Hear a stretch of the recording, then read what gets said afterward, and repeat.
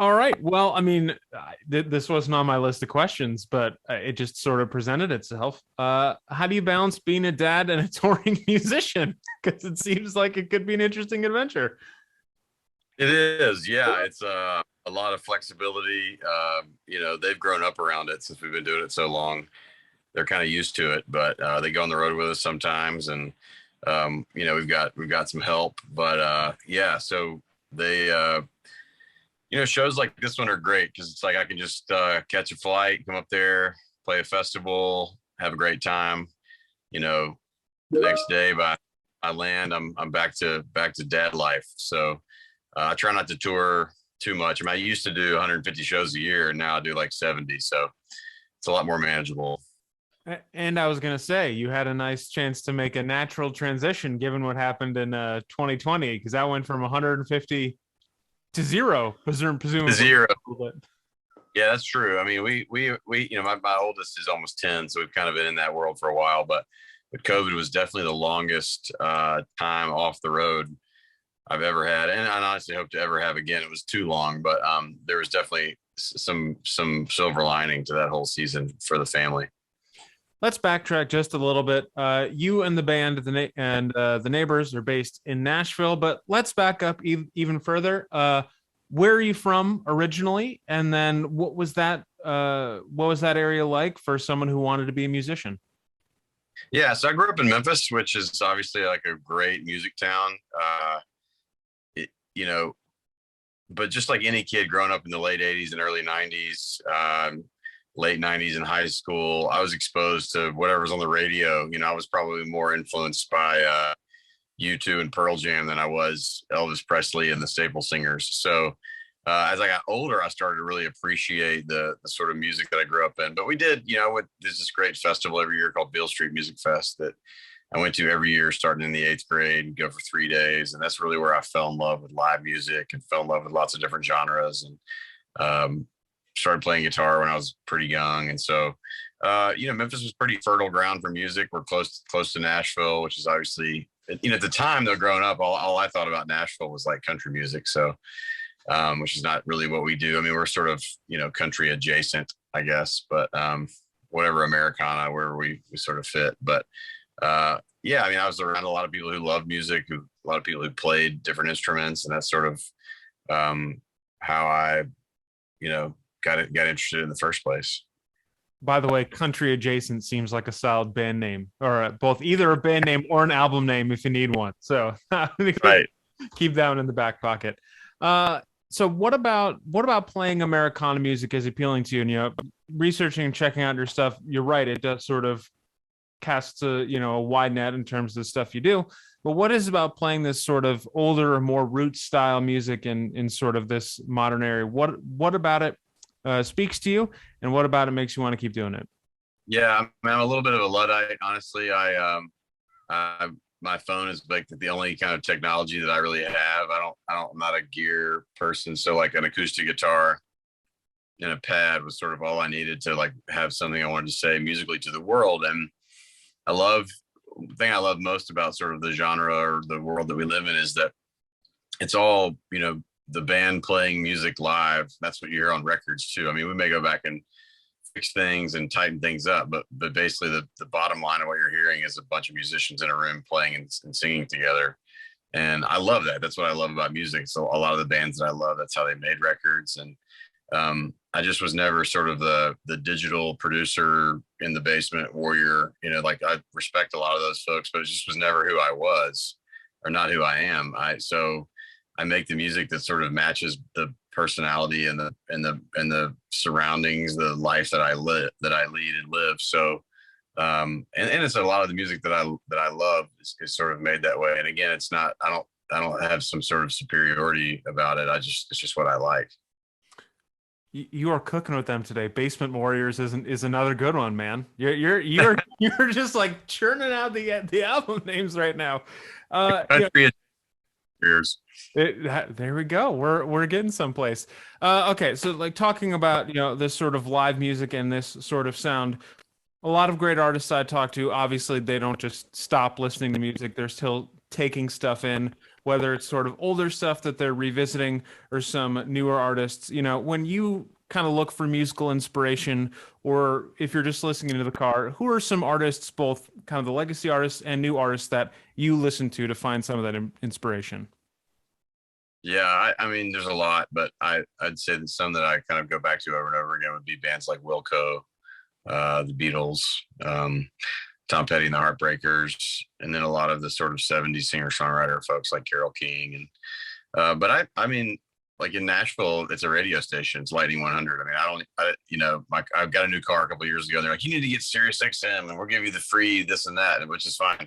But I was like, why would I do that when I have Lighting 100? You know, I listen to it all the time, and so I'm always got Shazam out, finding new artists, new bands through the radio. Again, sort of an old school, you know, that's who I am. So we have a festival called Moon River where I get to book the lineup, and a lot of that lineup every year sort of reflects my sort of current musical taste and what I'm listening to and what I'm loving. And it's a fun way to sort of stay. It's easy as you get. The band and I were talking last week. We were playing a show in Kalamazoo, and somebody was like playing music in the green room, and somebody else was like, "Hey, we might turn that off. I just kind of need my head space, or put your headphones on." It's interesting when you do it for so long. Sometimes it's easy to forget that you just love music, and you're always thinking about it in terms of like production or performance, and that can get in the way of just the pure enjoyment of music. And so having that festival keeps me fresh for that, because I'm always having to listen to new music and with a clear head and as a fan, not as a critic. Let's stick with the band for a moment, because you talked about them. The whole band name is Drew Holcomb and the Neighbors. It seems like you've been playing with these cats for a while. How did the band get formed? And then how do you guys stay together, keeping great music going? You got to do anywhere between 70 to 100 shows a year. Yeah. Well, we met sort of piecemeal, but Nathan, the guitar player and pedal steel player, he met when I moved home from college back to Memphis. He was introduced to me. He was a senior in high school, and a guy who taught me how to play guitar was like, "Hey, you need to meet this kid. He's a senior in high school. He's really good. You should get him to play with you." Because I was playing like weekend bar dates and gigs around town, just playing covers and stuff. And so he started playing with me, and he was really good. And has just gotten better and better over the years. I mean, he's sort of my like right-hand man. We've been playing together for almost 19 years. So it's pretty good run. And then he met our bass player, Rich, in 2006. And then we had a drummer at the time named John, and the four of us were sort of the core of the band. My wife kind of came and went at the time, and she's now been out of the band for about 9 years. But we at the time all lived in the same neighborhood, and so we went in to make a record together. And it was my first record was just a solo record. It was just Drew Holcomb. And so as we were playing together, I told the producer, "Hey, I want my guys to play on the record," which I think was the sort of biggest step of trust that has allowed them to have loyalty to me, because most artists in Nashville hire out, you know, professional studio players, and they don't let their road band be a part of the creative process. And I was very adamant that these guys were a part of my creative process. And so I wanted them to be in the studio, and said, well, if we're going to be in the studio making a record together and y'all are my touring band too, then we need to name the band, you know, one unit. And so, like I said, we were all living in the same neighborhood at the time, and naming bands is impossible. There's only like 10 good band names ever. The rest of them are kind of silly. But so we lived in the same neighborhood, and we're like, all right, that's it. Drew Holcomb and the Neighbors. And here we are, you know, 16 years later. It's just the name we have. Fantastic. Speaking of the band, I did want to ask, because just kind of scrolling through the videos you have on your site, checking out promotional photos, do you guys kind of switch instruments between a set? Is it a musical chairs situation where you guys change instruments through and through? Do you kind of go up with one lineup set? How does that look? A couple of the guys play multiple instruments, but like our drummer and bass player are playing this, you know, the whole night. The bass player goes back and forth between like an upright bass and a electric bass. But yeah, we're kind of your classic 5-piece, you know, bass, drums, keys, guitar, and then me singing and playing rhythm guitar. So it's everybody's pretty capable of switching around and playing, but we don't do a ton. I mean, like I said, there's some of that, but not a ton. Cool. Let's talk about the new release, Dragons. It's out on CD and vinyl right now. You guys have a great video, which we'll link in our story as well, playing the title track off of it. Talk to me about the inspiration behind this album and the production of it. Yeah. So we coming out of like 2017, 18, I went in. I was kind of gotten burned out for the first time in my career. I've been at it, like, doing all these shows for 15 years, and just kind of felt a little stale. And so I did something that I've never done before, which was I did a lot of co-writing. I'd never really done that. I'd always kind of written by myself. And so I wrote with other artists, some other great songwriters in town that I knew, people like Lori McKenna, who, written tons of huge hit songs. And she's just an amazing woman out of Boston. And so wrote with a bunch of friends and other artists, and really just came up with a batch of songs that felt a little sort of bigger and bolder than what we've done in the past. Some like songs like Into the World and Family, just sort of kind of putting the band to work a little more on the tempo side and kind of seeing what that would feel like. And then some ballads too, like got real personal with songs like Dragons, which is a song about my grandfather, and then a song called You Never Leave My Heart, which is about my brother that I lost when I was young, and then a song called See the World, which is about my kids. And so just kind of getting comfortable in my skin as a sort of like the paradox of being a family man, but also fronting a rock and roll band, and trying to figure out how that all works together. And these are the songs that kind of came out of that. And so, it's really a record about all the different hats that we wear and try to make sense of ourselves. And thankfully, it's been our most successful record we've ever put out, even in spite of COVID. And just grateful for that. And it's now that we're coming out of the pandemic, we're playing all over the place and having a lot of fun. The band is really hitting in a way that we never did pre-pandemic. So I think you find a lot of gratitude when something's taken from you. And we love playing live and playing in front of people. And now that we get to do that, knowing that it's not a guarantee, it's you're able to really appreciate the joy in it more. Fantastic. That's a perfect transition. I tend to end every one of these interviews with creative people with these three kind of big picture fun questions here. So that one's a perfect transition because the first one of these is usually about Rochester. Coming here for the first time, what was it like getting the call from the Rochester International Jazz Festival that you are filling in for someone else, but it was still a big call? How did it feel knowing that you guys are going to come out here and play in this neck of the woods?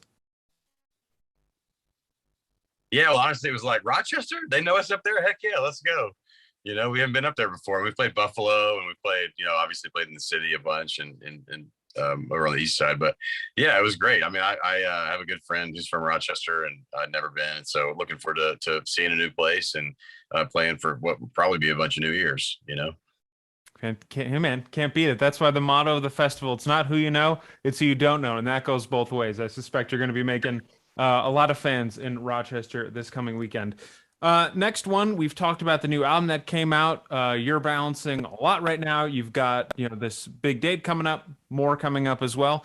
But for you as an artist, what is the next feather you want to put in your cap, or the next big achievement you're looking forward to?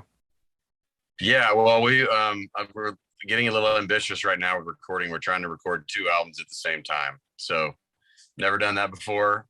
Ask me in a year whether we pulled it off or not. But we spent a week in the studio in Asheville, North Carolina in April. We're going to Seattle for 10 days in August. And so I'm writing weekly and all the time, and hoping to be able to put out a whole bunch of music in the next 18 months. Fantastic. And the last thing here, do you have any advice for aspiring musicians? Yes. Work harder than you think you need to, and give it more time than you think it needs. Got to have a lot of patience to do this. And then the last one, I think, is don't be jealous for somebody else's fans. There's a lot of ears out there, and you make the right music, those people will find you.